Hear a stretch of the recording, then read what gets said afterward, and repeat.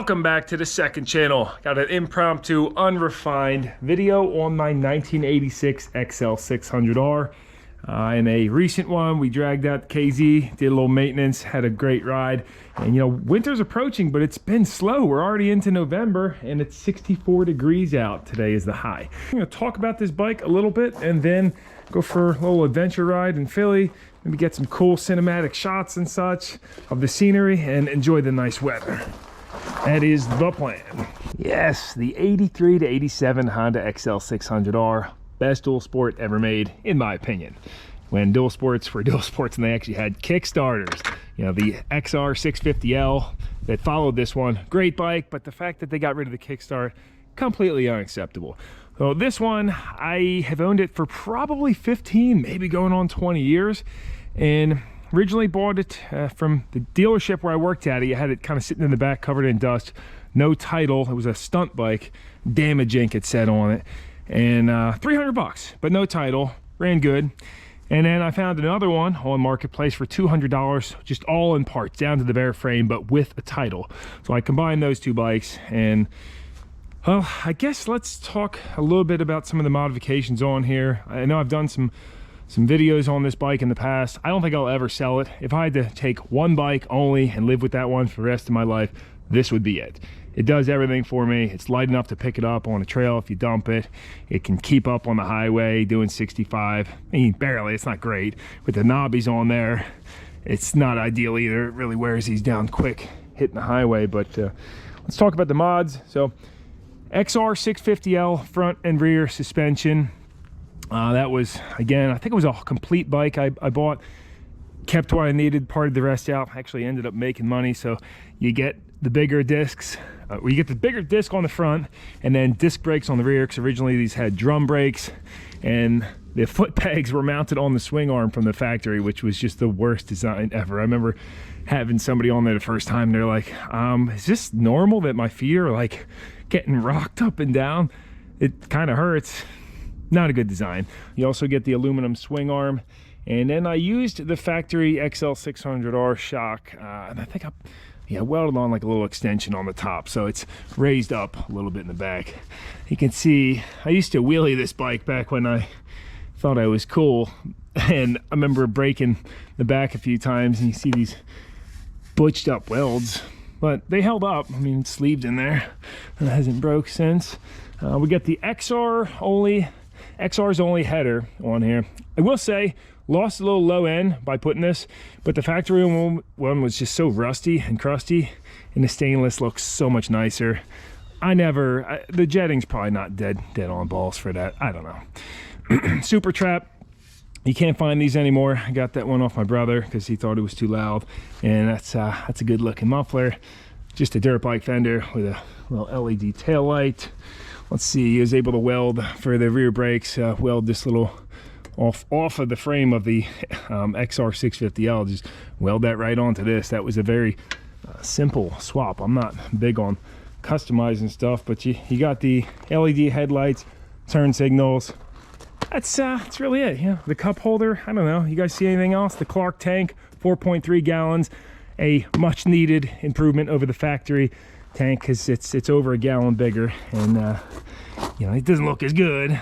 The 86 was the red, white, and blue with the gold rims and red motor, and that's what this bike was originally, but you can see it's far from that.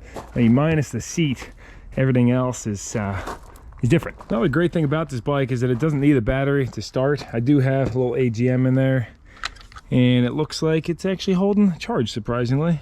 20,000 miles on the clock. You see we got the bolt-on bar risers on here too. It helped out a little bit for when you're standing up riding. So when this has been sitting for a little bit, the way that I start it, I have this little hose going under, and it goes to the carburetor vent. And then I just blow in there, and what that does is overflow a little gas up into the throat. Then I full choke it, key on, kill switch on, pull the decompression. I don't have the factory auto decompression hooked up on this, so roll it over a few times with the decompression, get some fresh air in there, mix with that fuel. Now let go of the decompression until it stops right there. Roll it a little bit past, and Oh, almost. We might be a little too choked for this weather. She wants to go.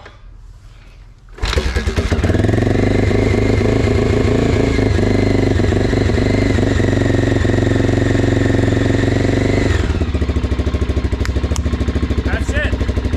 Sits for months, fires right up if you do it right. That was probably a little bit too much fuel that time, being in the 60s today. But in the cold weather, when it sits, you gotta shoot some gas in there. This thing just, at least my bike, loves fuel.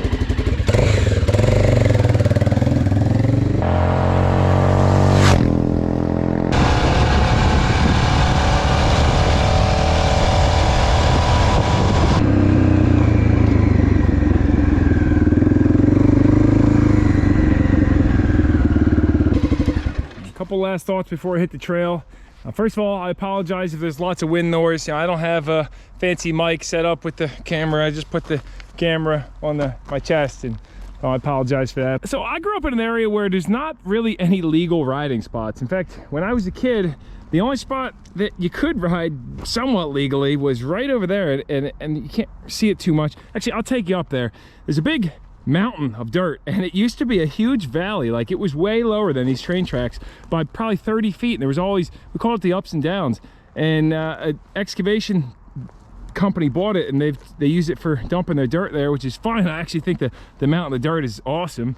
It's good riding up there too. But like, the point I'm trying to make is most of the places we ride are just quarries, railroad tracks, and I'm sure most of you guys watching this video, a lot of you are kind of in the same scenario. So today I want to head down toward Philly, over near Bridesburg, Port Richmond, that area. There's like it's a cool spot on the map I saw, and I've been down there on the e-bike, but I wanted to check it out on the dirt bike while we still have some good daylight. For that type of riding, I've just always loved the dual sport, because you can hop on these side trails, be registered and insured, and you know, if law enforcement gets involved, usually they're pretty friendly and cool, or you can hop right back on the road and be legit and legal. And mentioning the e-bikes I was just talking about, that's why I love them so much, because they are just the true ultimate dual sport. Here in eastern Pennsylvania, there's not a lot of laws on e-bikes yet, and you can kind of just do whatever. So I can hit all these trails, but then also legally go on the canal path. Well, I mean, they do have some laws, but they're not enforcing any of them at all. And I know over in Europe, that's another story. But around here, the e-bike is just the ultimate get out there, adventure, see something cool, head over that way and have fun. This, you know, if you're riding down through parks and stuff, I mean, people do it in Philly, they ride them everywhere.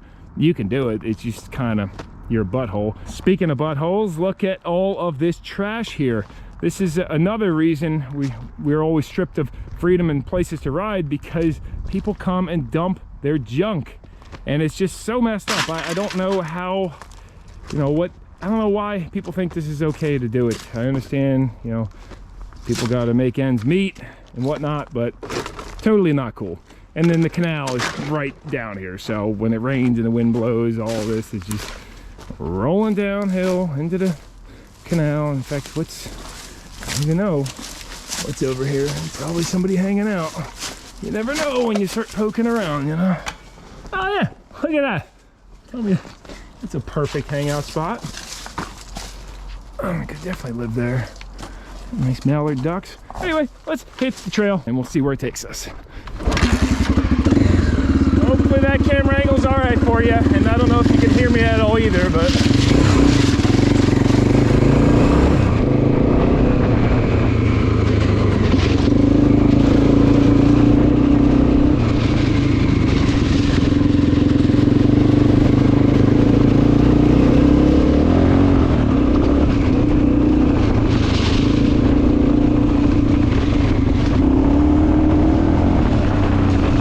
got that. that raw low-end thumb power.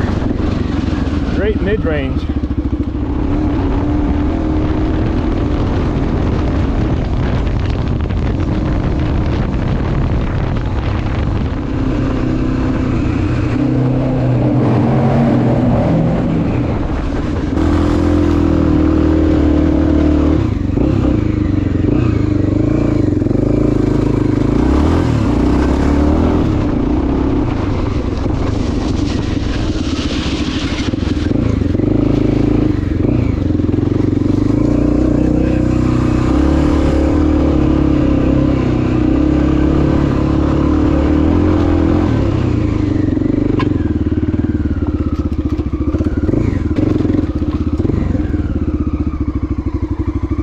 So we were just down there, and now we're on top of the hill. Again, this used to be lower than the train tracks. Now we're almost as high as the tower, which I think when I last measured that, if I remember right, it was like 65 feet or so.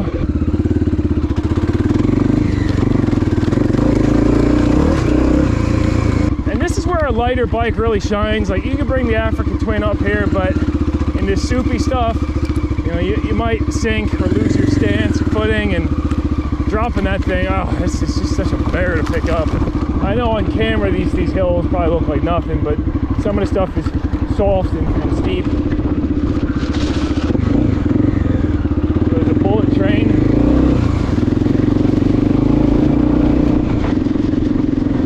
Now I can just putt along here, and this will lead us to more trails and beautiful stuff, you know?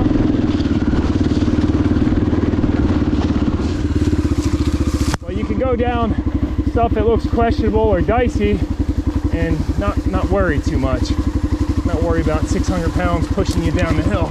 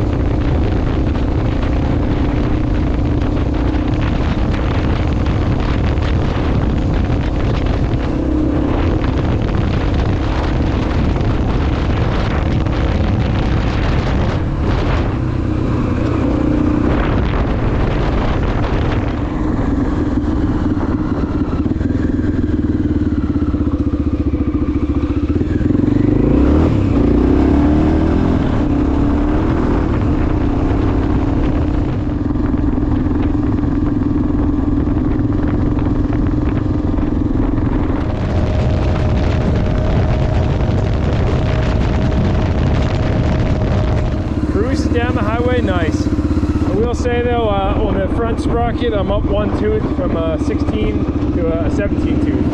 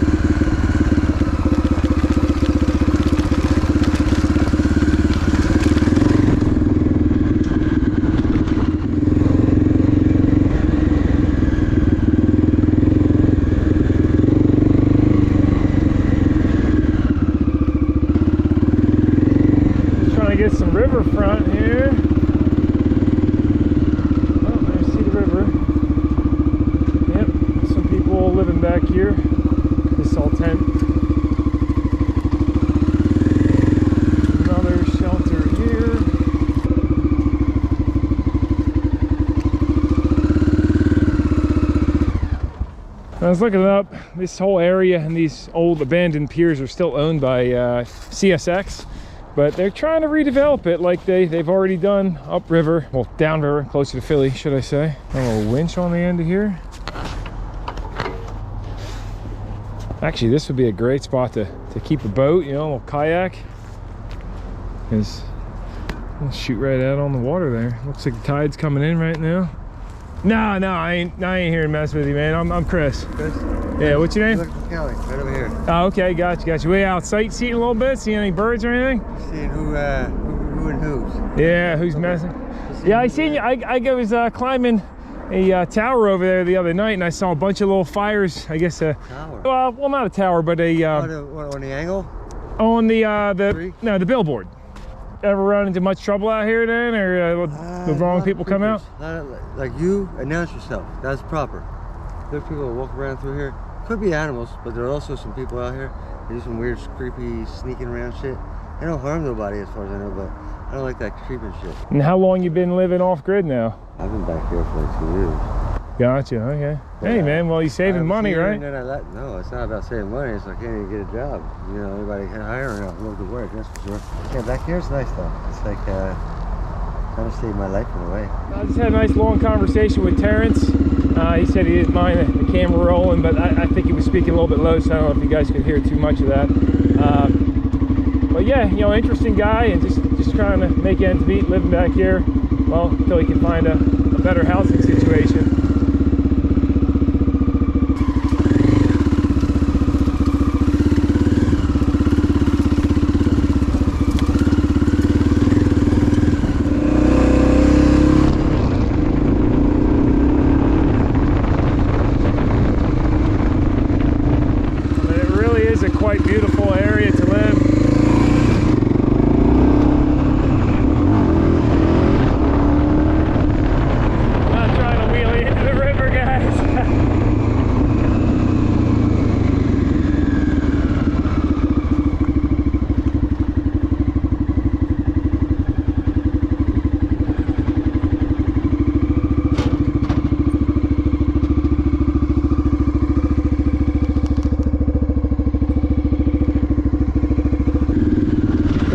Over to Graffiti Pier. Been out here a couple times, but they're talking about turning it into a park, I believe, which would be kind of cool.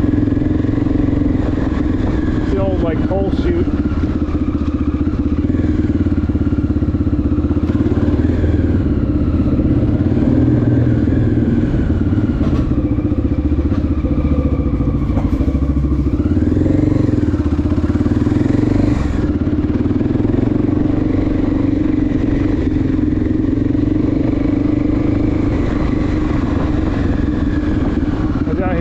I seen a guy tightroping across this.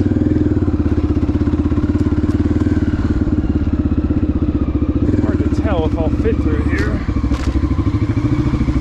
Oh, barely.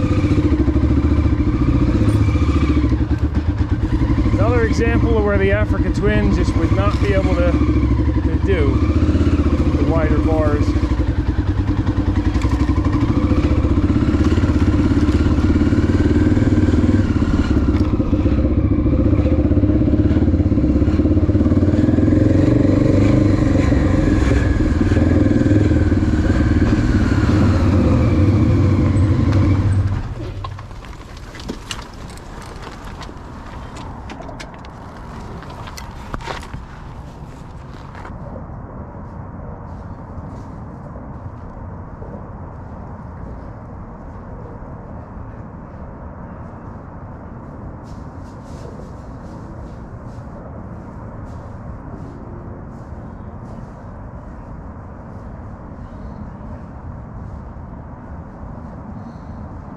In the recent years, they just built this huge housing complex right on the water. You see they're still working on it, but they got a nice little bike path along the river.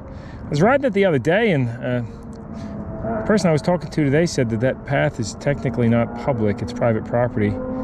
And right across the way is Petty Island. Don't know what that was used for, but I'm pretty sure it's very polluted. Yeah, sweet ramp, look at that. And a bunch of waste cesspools.